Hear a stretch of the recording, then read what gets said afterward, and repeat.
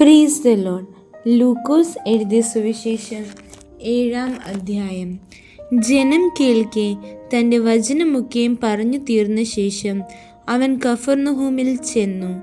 അവിടെ ഒരു ശതാധിപന് പ്രിയനായ ദാസൻ ദീനം പിടിച്ച് മരിപ്പാറായിരുന്നു. അവൻ യേശുവിൻ്റെ വസ്തുത കേട്ടിട്ട് അവൻ വന്ന് തൻ്റെ ദാസനെ രക്ഷിക്കേണ്ടതിന് അവനോട് അപേക്ഷിപ്പാൻ യഹൂദന്മാരുടെ മൂപ്പന്മാരെ അവൻ്റെ അടുക്കൽ അയച്ചു. അവർ യേശുവിൻ്റെ അടുക്കൽ വന്ന് അവനോട് താൽപ്പര്യമായി അപേക്ഷിച്ചു, നീ അത് ചെയ്തു കൊടുപ്പാൻ അവൻ യോഗ്യൻ. അവൻ നമ്മുടെ ജനത്തെ സ്നേഹിക്കുന്നു, ഞങ്ങൾക്ക് ഒരു പള്ളിയും തീർപ്പിച്ച് തന്നിരിക്കുന്നു എന്ന് പറഞ്ഞു. യേശു അവരോട് കൂടെ പോയി വീട്ടിനോട് അടുപ്പാറായപ്പോൾ ശതാധിപൻ സ്നേഹിതന്മാരെ അവൻ്റെ അടുക്കൽ അയച്ചു. അവയെ പ്രയാസപ്പെടേണ്ട, നീ എൻ്റെ പുരയ്ക്കകത്ത് വരുവാൻ ഞാൻ പോരാത്തവൻ, അതുകൊണ്ട് നിന്റെ അടുക്കൽ വരുവാൻ ഞാൻ യോഗ്യൻ എന്ന് എനിക്ക് തോന്നിയിട്ടില്ല. ഒരു വാക്ക് കൽപ്പിച്ചാൽ എൻ്റെ ബാല്യക്കാരന് സൗഖ്യം വരും. ഞാനും അധികാരത്തിന് കീഴ്പ്പെട്ട മനുഷ്യൻ, എൻ്റെ കീഴിൽ പടയാളികൾ ഉണ്ട്. ഒരുവനോട് പോക എന്ന് പറഞ്ഞാൽ അവൻ പോകുന്നു, മറ്റൊരുവനോട് വരിക എന്ന് പറഞ്ഞാൽ അവൻ വരുന്നു. എൻ്റെ ദാസനോട് ഇത് ചെയ്യുക എന്ന് പറഞ്ഞാൽ അവൻ ചെയ്യുന്നു എന്ന് പറയിച്ചു. യേശു അത് കേട്ടിട്ട് അവങ്കിൽ ആശ്ചര്യപ്പെട്ടു. തിരിഞ്ഞു നോക്കി അനുഗമിക്കുന്ന കൂട്ടത്തോട്, ഇസ്രായേലിൽ കൂടി ഇങ്ങനെയുള്ള വിശ്വാസം ഞാൻ കണ്ടിട്ടില്ല എന്ന് ഞാൻ നിങ്ങളോട് പറയുന്നു എന്ന് പറഞ്ഞു. ശതാധിപൻ പറഞ്ഞയച്ചിരുന്നവർ വീട്ടിൽ മടങ്ങി വന്നപ്പോൾ ദാസനെ സൗഖ്യത്തോടെ കണ്ടു.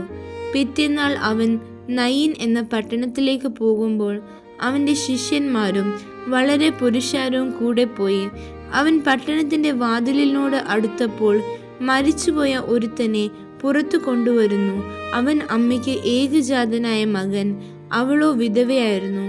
പട്ടണത്തിലെ ഒരു വലിയ പുരുഷാരവും അവളോട് കൂടെ ഉണ്ടായിരുന്നു. അവളെ കണ്ടിട്ട് കർത്താവ് മനസ്സലിഞ്ഞ് അവളോട് കരയേണ്ട എന്ന് പറഞ്ഞു. അവൻ അടുത്തു ചെന്നു മഞ്ചം തൊട്ടു. ചുമക്കുന്നവർ നിന്നു. ബാല്യക്കാരാ, എഴുന്നേൽക്ക എന്ന് ഞാൻ നിന്നോട് പറയുന്നു എന്ന് അവൻ പറഞ്ഞു. മരിച്ചവൻ എഴുന്നേറ്റ് ഇരുന്നു സംസാരിക്കുവാൻ തുടങ്ങി. അവൻ അവനെ അമ്മയ്ക്ക് ഏൽപ്പിച്ചു കൊടുത്തു. എല്ലാവർക്കും ഭയം പിടിച്ചു.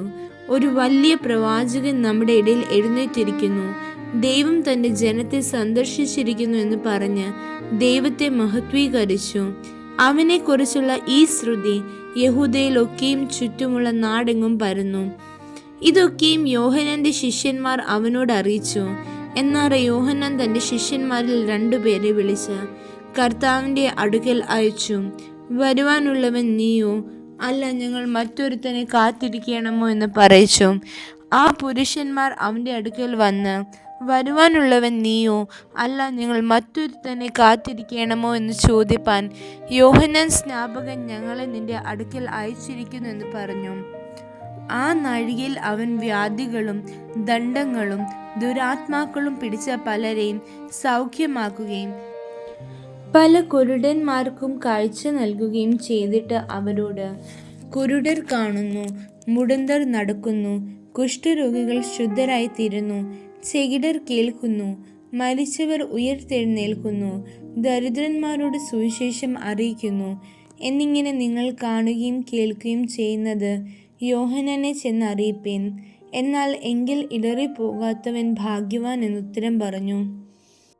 യോഹന്നാന്റെ ദൂതന്മാർ പോയ ശേഷം അവൻ പുരുഷാരത്തോട് യോഹന്നാനെ കുറിച്ച് പറഞ്ഞു തുടങ്ങിയത്, നിങ്ങൾ എന്ത് കാണുവാൻ മരുഭൂമിയിലേക്ക് പോയി?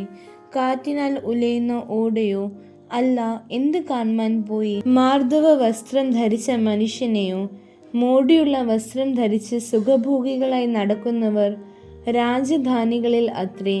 അല്ല, എന്ത് കാണുവാൻ പോയി? ഒരു പ്രവാചകനെയോ? അതെ, പ്രവാചകനിലും മികച്ചവനെ തന്നെ എന്ന് ഞാൻ നിങ്ങളോട് പറയുന്നു. ഞാൻ എൻ്റെ ദൂതനെ നിനക്ക് മുമ്പായി അയക്കുന്നു, അവൻ നിന്റെ മുമ്പിൽ നിനക്ക് വഴിയൊരുക്കും എന്ന് എഴുതിയിരിക്കുന്നത് അവനെക്കുറിച്ചാകുന്നു. സ്ത്രീകളിൽ നിന്ന് ജനിച്ചവരിൽ യോഹന്നാനേക്കാൾ വലിയവൻ ആരുമില്ല. ദൈവരാജ്യത്തിൽ ഏറ്റവും ചെറിയവനോ അവനിലും വലിയവൻ എന്ന് ഞാൻ നിങ്ങളോട് പറയുന്നു.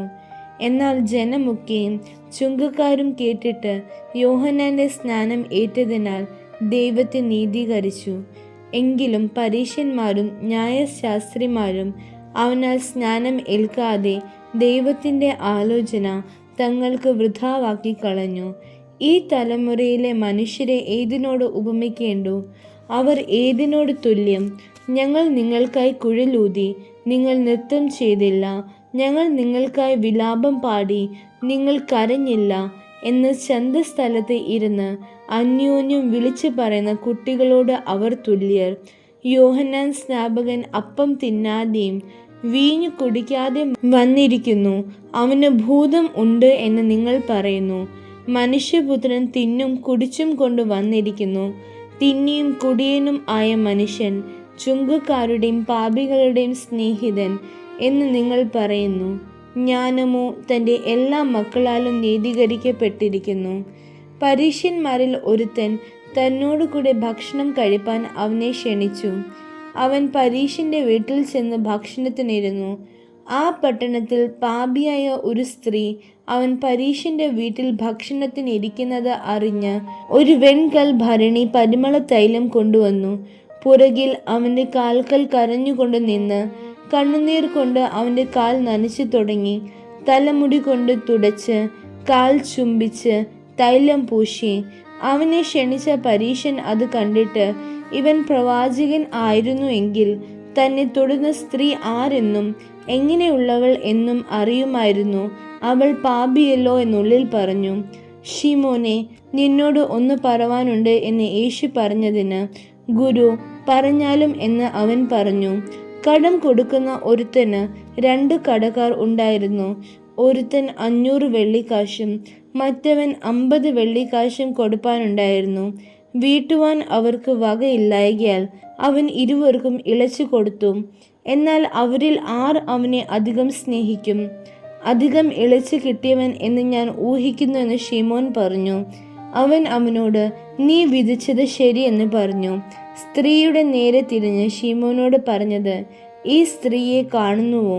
ഞാൻ നിന്റെ വീട്ടിൽ വന്നു, നീ എൻ്റെ കാലിന് വെള്ളം തന്നില്ല. ഇവളോ കണ്ണുനീർ കൊണ്ട് എൻ്റെ കാൽ നനച്ചു, തലമുടി കൊണ്ട് തുടച്ചു. നീ എനിക്ക് ചുംബനം തന്നില്ല. ഇവളോ ഞാൻ അകത്തു വന്നത് മുതൽ ഇടവിടാതെ എൻ്റെ കാൽ ചുംബിച്ചു. നീ എൻ്റെ തലയിൽ തൈലം പൂശിയില്ല. ഇവളോ പരിമള തൈലം കൊണ്ട് എൻ്റെ കാൽ പൂശി.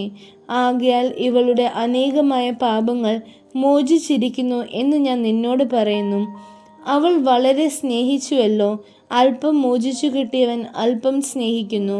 പിന്നെ അവൻ അവളോട്, നിന്റെ പാപങ്ങൾ മോചിച്ചു തന്നിരിക്കുന്നു എന്ന് പറഞ്ഞു. അവനോട് കൂടെ പന്തിയിൽ ഇരുന്നവർ പാപമോചനം കൊടുക്കുന്ന ഇവൻ ആർ എന്ന് തമ്മിൽ പറഞ്ഞു തുടങ്ങി. അവനോ സ്ത്രീയോട്, നിന്റെ വിശ്വാസം നിന്നെ രക്ഷിച്ചിരിക്കുന്നു, സമാധാനത്തോടെ പോക എന്ന് പറഞ്ഞു. ആമേൻ.